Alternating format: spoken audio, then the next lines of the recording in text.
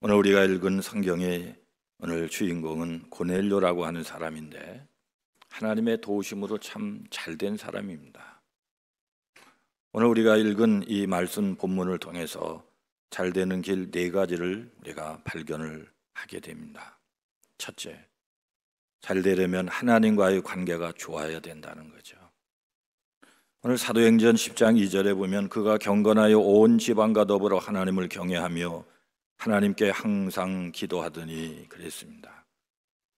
로마 군인인데 유대 땅에 와서 하나님을 만난 거예요. 그리고 어설프게 만난 것이 아니라 잘 만났어요. 경건하고 하나님을 경외하고 하나님께 항상 기도한다 그랬습니다. 여러분, 잘 되는 사람은 잘 되는 이유가 있고 안 되는 사람도 안 되는 이유가 있는데 오늘 고넬료가 잘 되는 것은 하나님을 경외하고 항상 기도하고 하나님과의 관계가 좋았다는 거예요. 역대상 29장 12절에 보면 모든 사람을 크게 하심과 강하게 하심이 주의 손에 있나이다. 우리 인생의 모든 것은 하나님의 손에 있음을 믿으셔야 돼요. 여러분, 잘 되는 나라를 가보면 다 하나님이 있는 나라가 많잖아요. 우리 교회에 여행사를 하는 어떤 오빠를 둔 분이 계신데 어느 날 교회에 찾아왔습니다. 남편하고 찾아온 거예요. 오빠가 형제들을 다 모아놓고 구정댄지요. 야, 오늘부터 우리는 예수 믿자. 왜요, 오빠? 어머니도 믿고 아버지도 믿고 니네들 다 믿어. 왜요? 여행사를 하는 사장인데요. 가끔 가다가 자기가 여행팀을 데리고 전 세계를 다니는 거예요. 뭐 안 다니는 나라 다 다녔는데 어느 날 딱 깨달음이 온 거예요. 왜 예수 믿는 나라가 선진국일까? 왜 예수 믿는 나라가 앞서가고 도덕적 윤리적으로 성숙할까? 예수를 믿어서 그런가? 그렇다면 내가 믿어야지. 어머니도 믿고 아버지도 믿고 동생들도 믿고. 옛날에는요, 장남은 힘이 있었어요. 그래서 우리 교회로 온 거예요. 여러분, 잘 되려면 하나님과의 관계가 좋으시기를 바랍니다. 두 번째, 잘 되려면 사람과의 관계도 좋아야 돼. 우리가 착각하지 말아야 될 건 하나님과의 관계만 다 될 줄 알죠? 아니에요. 사람과의 관계도 좋아야 돼. 오늘 사도행전 10장 2절에 보면 백성을 많이 구제하고 이런 말씀이 나옵니다. 우리가 아시는 대로 고넬료는 로마 제국의 백부장, 중간 간부, 한 중대장 정도 되는 엘리트입니다. 그리고 고넬료는 정복민의 장교이고 이스라엘 백성들은 피정복민의 불쌍한 백성이에요. 그런데 오늘 고넬료는 피정복민을 무시하지 않고 잘 섬겼다라고 하는 거 아닙니까? 사람 관계가 참 좋잖아요. 사람으로 사람 되게 하는 사람이잖아요. 이 사람 훌륭한 사람이잖아요. 하나님은 하나님과의 관계뿐 아니라 사람을 통해서 사람과의 관계가 얼마나 중요한지를 우리에게 말씀하고 있는 거예요. 그래서 인사만 잘해도 인생의 반은 성공한다, 이런 말씀 들어보셨죠? 사람과의 관계가 중요하다고요. 어떤 분은 나만 잘하면 된다 그러는데 세상에 독불장군이 어디 있습니까? 사람 사이에 사는데요. 착각이죠, 여러분. 옛날부터 그런 얘기 아세요? 감시인데 막 수석으로 들어오신 분, 우리도 친구들 수석, 선배 수석, 또 후배 수석, 수석이 목회 제일 잘할 줄 알았는데 머리카락 보일라 꼭꼭 숨어라 찾을 수도 없어요. 지금 수석이 되지 말란 얘기가 아니고요, 꼭 그렇지 않다는 말씀을 드리는 거예요. 사람과의 관계가 좋아야 된다고요. 머리도 좋아야 되지만은요, 이론 실력도 좋아야 되지만은 사람과의 관계가 중요해요. 그래서 학교에서는 교수님과의 관계가 좋아야 되고, 친구와의 관계도 좋아야 되고, 선후배와의 관계도 좋아야 되고, 교회에 가면 목사님과의 관계도 좋아야 되고, 교우들과의 관계도 좋아야 되고요. 제가 목회하는 곳이 지역적으로 세종시 아닙니까? 국가 공무원이 16,000명인가가 있어요. 이분들을 가만히 보면은 학력이나 여건이나 대단히 좋은 분들임에도 불구하고 굉장히 겸손한 걸 느껴요. 맞지요, 여러분? 이 세상은 하나님과의 관계는 당연히 좋아야 되지만은 그것만 갖고 안 된다는 거죠. 사람과의 관계가 좋은 여러분 되시기를 바랍니다. 그래야 하나님께서 쓰시는 날이 오는 거예요. 세 번째, 잘 되려면 훈련을 잘 받아야 돼. 훈련 받으려고 여러분이 여기 감신대 오셨죠. 오늘 사도행전 10장 5절에 보면 내가 지금 사람들을 요바에 보내어 베드로라 하는 시몬을 청하라 그랬습니다. 왜 고넬료는 베드로를 청해야 됩니까? 베드로를 통해서 훈련을 받아야 돼요. 초보 신앙입니다. 훈련 받지 않으면 안 돼요. 같은 칼인데 의사가 사람을 살리는 것처럼, 강도는 사람을 죽이는 것처럼 훈련을 반드시 받아야 돼요. 하나님은 훈련 받은 자를 쓰시기 때문이죠. 그래서 하나님이 쓰시고자 하는데 스스로 훈련을 거부하면 하나님께서 강제 훈련을 시키기 시작하는 거예요. 그래서 예레미야서 이런 데 보면은 하나님이 인간을 훈련할 때 세 가지 도구를 쓰죠. 칼, 기근, 연병. 칼은 전쟁 나면은 다 하나님을 바라봤어요. 칼, 기근, 경제적 어려움, 고통이 찾아오면 하나님을 바라봐요. 인간은 다 그래요. 연병, 질병이 찾아오면 천하 없어도 하나님을 바라본다고요. 훈련하는 거거든요. 유명한 돈키호테의 작가는 세르반테스, 스페인 사람인데 두 가지 유명한 얘기를 했죠. 그렇죠? 로마는 하루아침에 이루어지지 않았다. 세상에 공짜 없다는 거예요. 다 뭔가가 있다는 거죠. 두 번째는 땀이 혈통을 만든다. 이 말이 더 사실은 유명한데 사실은 덜 유명한 것처럼 알려져 있어요. 땀이 혈통을 만든다. 세르반테스가 살던 시대, 과거의 유럽은 철저한 신분제 시대입니다. 태어날 때부터 신분을 뛰어넘을 수가 없어요. 평민이 있고 귀족이 있고 왕족이 있어요. 왕족 밑에는 왕족이고 귀족 밑에는 귀족이고 평민 밑에는 천하 없어도 평민입니다. 길을 갈 때에 지금처럼 자동차가 없으니까 촛불을 켜고 등불을 갖고 다니는데 등불도 신분이에요. 왕족은 촛불 3개, 귀족은 2개, 평민은 하나. 가다가 마주쳤어요. 그러면 하나는 둘한테 물려줘야 돼요. 둘은 세 같은 사람한테 길을 양보해 줘야 돼요. 운명이에요. 신분제예요. 그런데 세르반테스는 예언적인 시각을 가지고 본 거예요. 이제 그런 시대가 저물어 간다. 땀이 혈통을 만드는 시대가 온다. 실제 그렇게 됐고 우리는 그런 시대를 살고 있잖아요. 땀을 흘려야 돼요. 땀. 학생들이 공부할 때는 공부에 땀을 흘려야 되겠죠. 땀을 흘리지 않고 어떻게 하나님 앞에 쓰임 받을 수가 있냐는 거죠. 오래전 제가 이제 서울 노원구에 살았는데 지금은 이제 세종시에 살고 있지만 거기 우리 집 앞에 한 겨울인데요. 신문 기자 100명도 더 온 거예요.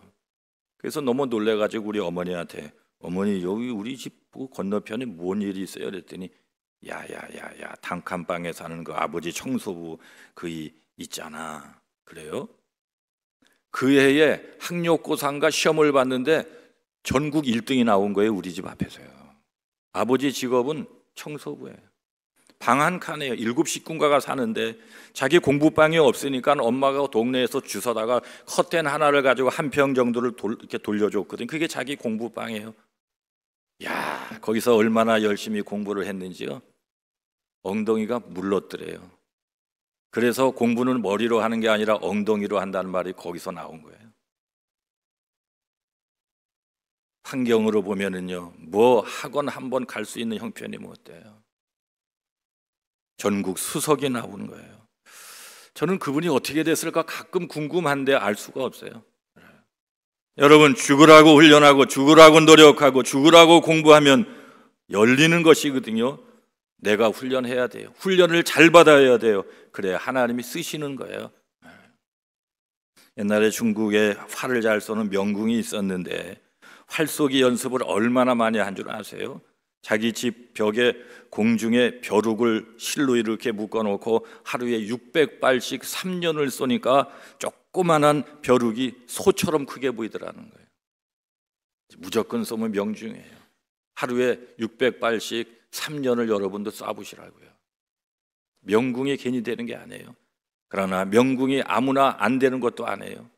되는 거예요. 여러분, 훈련 없이 되는 것은 다 허무한 거예요. 가짜예요. 현혹되는 거예요. 그러나 훈련이 시 되는 것은 하나님이 기뻐하는 거예요. 하나님이 좋아하는 거예요. 여러분. 그래서 하나님은 여러분을 지금 훈련시키고 있는 거예요. 지금요. 옛날 영국의 수상 윈스턴 처칠이라고 하는 유명한 사람은 기골이 장대한 사람인데 글을 잘 쓰기로 유명한 사람입니다. 어느 날 기자들이 몰려와가지고 수상님 어떻게 이렇게 글을 잘 쓰십니까? 그랬더니 대답을 하는데 자기는 원래 청소년 때 불량 동네 소년으로 지나가는 사람들 두들겨 패가지고 지갑 빼도 돈 뺏어서 좋아하고 그렇게 불량 소년 청소년으로 살았다는 거 아니에요? 윈스턴 처칠이요. 그래서 어느 날도 보니까 그 옥스퍼드 대학생이 뭐 길거리에 이렇게 책을 보고 지나갈 때 일로 와 그래갖고 그냥 한 대 때려가지고 쭉 뻗은 다음에 돈을 빼갖고 가 그랬더니 일어난 다음에 자기 몸을 털고 가는데 보고 오던 책을 다시 들고 보면서 가더라는 거예요. 야, 청소년 이 깡패 윈스턴 처칠이 충격받았어요. 저 사람의 인생은 뭐고 내 인생은 무엇인가? 아니 기절했다가 일어나서 가는데 책을 들고 아무것도 아무렇지 않았던 것처럼 책을 보고 가는 그 모습에 자기를 본 거예요. 자기 자아상을 본 거예요.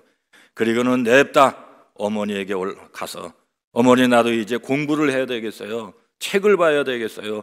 어머니를 졸라서 800권의 책을 보고 책을 보는데 정독을 하고 열심히 공부한 후에 자기는 책으로 글을 잘 쓰는 사람이 됐다는 거죠. 세상에 공짜 있어요?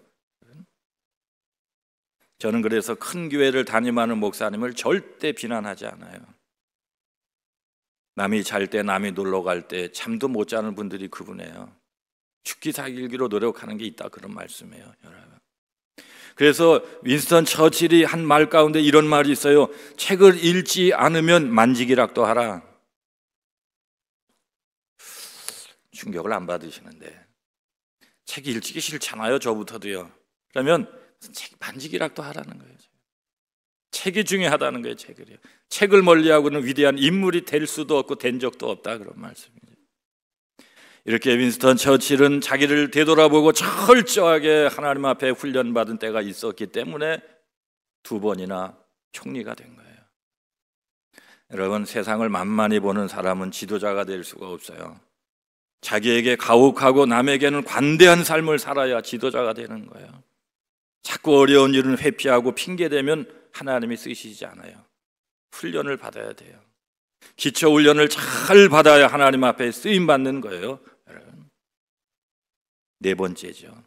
잘 되려면 기도 많이 하셔야 돼요. 여기 선지동산이니 기도를 많이 해야 돼요. 오늘 보면 사도행전 10장 2절에 보면 하나님께 항상 기도하더니 그랬습니다. 우리 이 기독교인은 기도를 많이 해야 되는데 기독교는 그래서 누가 그랬어요? 기도교라고. 기독교가 뭐라고요? 기억자를 빼가지고 기도교래요. 하나님이 한 시대에 쓰신 사람들은 다 기도 많이 하고 영성의 사람들이었다는 거죠. 고넬료는 무엇보다도 기도를 많이 했고 기도 중에 환상을 보고 천사를 통해서 그리고 사도 베드로를 만나고 여러분 지성의 시대잖아요. 지금 지성의 시대일수록 지성이 필요한 것이 아니라 영성이 필요한 거예요. 아니 우리 교회도 그렇고 옆 교회도 그렇고 서울대 출신들이 굉장히 많으신데 제 후배가 와서 어느 날 얘기를 하는 거예요. 어느 날 막 설교를 하는데 새 신자가 오셔서 영접을 하고 보니까 아주 학력이 우리나라 최고의 학부를 나오셨고 아주 위치가 관료인데 말이죠. 정부 일을 하시는 관료 공무원인데 아주 고급 공무원이에요. 그 다음부터 설교가 꼬인 거예요. 지적인 설교를 해야 되니까. 한 달을 그렇게 헤매고 있는데 그분이 자기를 찾아오더니 목사님, 우리는 어느 분야의 전문가일 뿐이지 하나님 말씀의 전문가가 아니에요. 우리는 지식의 말씀을 들으러 오는 것이 아니고 하나님 말씀을 들으러 온 거예요. 원래 하시던 대로 하세요. 지식인, 지성인들이 지성을 좋아할 것 같지요? 천만의 말씀이에요. 그분들은 허하거든요. 세상에서 지치거든요. 영성의 말씀을 좋아한다 그런 말씀이에요. 영성 있는 목사님을 좋아한다 그런 말씀이에요. 그래서 어설픈 거 쫓아가다 보면 아무것도 남는 게 없는 거예요. 제가 몇 년 전 여름 휴가를 전주 한옥마을로 간 적이 있는데 그 옆에 익산 보석박물관, 저는 한옥마을로 끝내려고 그러는데 우리 집 사람이 정보를 취득해가지고 뭐 익산에 있는 보석박물관 40분밖에 안 된다고 거기를 가자 그러는 거예요. 가자고, 제가 착하게 생겼잖아요. 가자, 그래 가자. 그래서 미국에서 공부하다 온 우리 아들하고 저하고 우리 집 사람하고 간 거예요. 그때 얼마 더우냐, 35도 36도 막 이래요. 전 지쳐가지고 보석에 관심이 없기 때문에 여보 아들 데리고 갔다 와, 나는 1시간 동안 여기서 차 에어컨 켜놓고 쉬고 있을게. 한 1시간 정도 있다 오더니요, 갑자기 손가락 하나를 딱 제 앞에 이렇게 뻗더니 반지를 하나를 끼고 왔는데, 목사님 이거 얼마짜리게요? 하면서 장난을 치는 거예요, 우리 집 사람이요.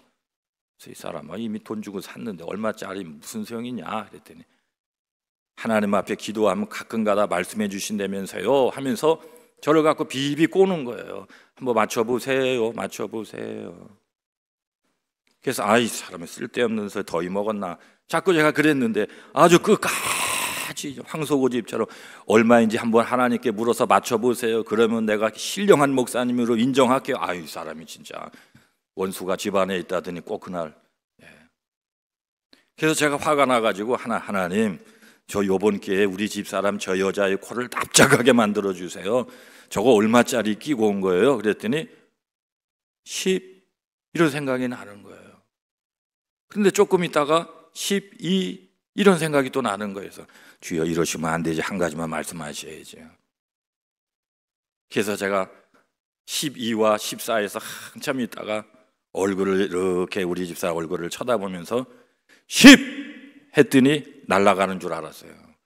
뒷자리에 있던 우리 아들도 여기 졸업했어요. 감신 학부 졸업하고 대학원 졸업하고 대전에서 목회하고 있어요. 우리 교회 영어 동시 통역하고 있어요. 우리 집 사람도 그냥, 우리 애도 엄청 놀랐어요. 10만 원을 주고 산 거예요. 내가 이랬어요. 여보, 당신이 하도 장난을 치고 그래서 내가 하나님께 묻기는 묻는데 처음에 얼마예요? 그랬더니 12도 생각나고 10도 생각났어. 그랬더니 이제는 기절하려고 그래요. 12만 원짜리를 2만 원 깎아서 10만 원에 산 거예요. 그 다음부터 우리 집 사람은 저한테 시비 안 걸어요. 목사님은 영적으로 맞습니다. 내가 졌습니다. 꼬리 내립니다. 여러분, 하나님이 얼마나 재미나신지 몰라요. 영의 사람이 된다라고 하는 것은요, 하나님 앞에 자꾸 즐거운 인생이 되는 거예요. 잘 되려면 기도를 많이 해야 된다고요. 기도 많이 해야 돼요. 여러분, 기도하면 영성이 오잖아요. 지혜가 오잖아요. 험한 세상 살아가려면 우리 힘으로 안 돼요. 지혜를 받아야 돼요. 기도해야 돼요. 미국 자동차의 도시 디트로이트라고 하는 도시에 가면 헨리 포드 기념관인데, 인류 역사상 최초의 자동차는 포드 자동차. 헨리 포드는 늘 자동차를 만들고 싶어서요, 마차 타는 거 끝내고 동력으로 자동차라고 하는 게 있었으면 좋겠다. 그래서 디트로이트에는 헨리 포드 기념관이 있는 거예요. 그런데 헨리 포드 기념관에 가면 이런 글귀가 있습니다. 헨리 포드는 꿈을 꾸는 사람이었고 그의 아내는 기도하는 사람이었더라. 아멘. 헨리 포드만 생각하면 안 돼요. 헨리 포드를 만든 그의 아내의 엄청난 기도를 생각할 줄 알아요. 그래서 기도해야 복된 인생이 되고 남에게 선한 영향력을 끼치고 남을 유익하게 하는 인생이 되는 거죠. 제가 4가지를 말씀했어요. 여러분 잘 되시기를 바랍니다. 여기서 나만을 위해 잘 돼 이런 거 아니에요. 진짜 정말 잘 돼서 민족 앞에 또 감리교회 앞에 많은 사람 앞에 이익을 끼치려면 첫째는 하나님과의 관계가 좋아야 돼요. 두 번째는 사람 관계도 좋아야 돼요. 세 번째는 훈련을 받아야 돼요. 훈련 없이는 안 돼요. 네 번째는 기도가 필요해요. 여러분, 이 자리에 그런 인물이 많이 등장할 수 있기를 간절히 축원합니다. 아멘.